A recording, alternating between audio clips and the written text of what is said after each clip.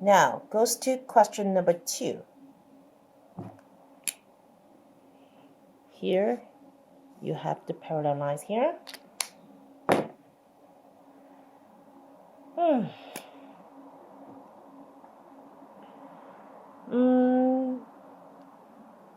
You don't have alternate angles.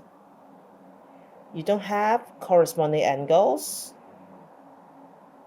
You don't have interior angles here. I mean directly. So you have indirectly to find the values of A, B, and C. First of all, we have to see which angles is easier to use. Okay, I would say, okay, I will find this angle. Okay, this angle. Angle DRP and 120 degrees are corresponding angles, right? Because they lie on the same side of the parallel lines and both lie above the transversal.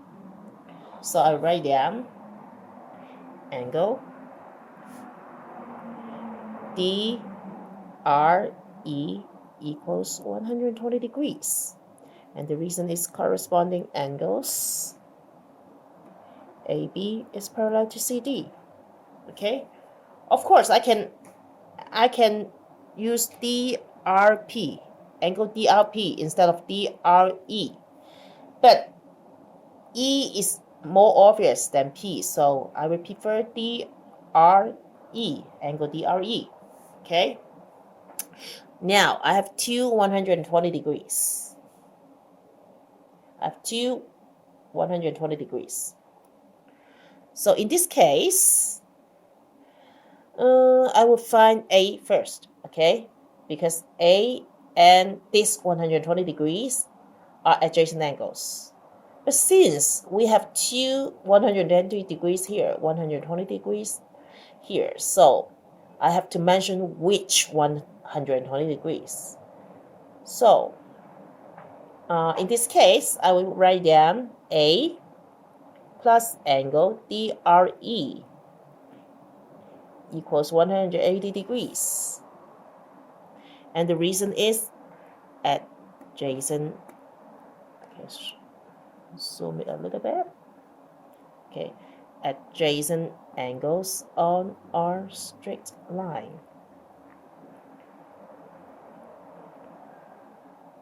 Then I'll write 120 now. Okay, so A equals to 180 degrees minus 120 degrees. A gives 60 degrees. Okay.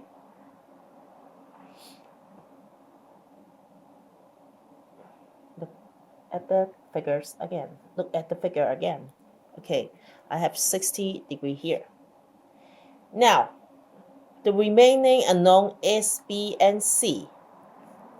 Okay, here are the unknowns, A, B, and C, so read it. I have A, so how to find B? I have two ways to find B. One is adjacent angles on a straight line. A plus B equals to 180 degrees.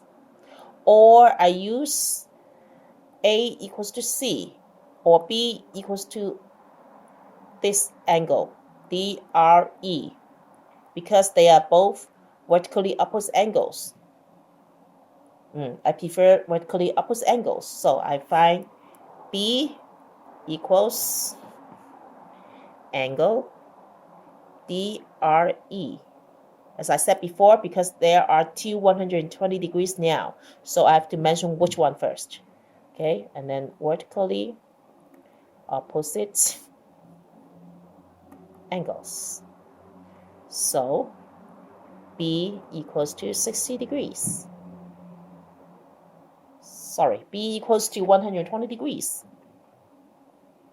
120 degrees. Okay, and A and C are vertically opposite angle. A here, C here. So A and C are vertically opposite angles. So C equals to A, because C is the new unknown. So I would prefer to write the new unknown C as the subject. Okay, so C equals to 60 degrees. Remember to write down the reason. Why C equals to A? Because vertically opposite angles.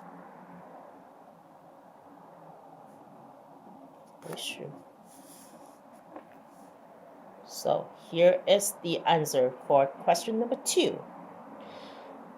Of course, there are many ways to do question number 2. I use another figure.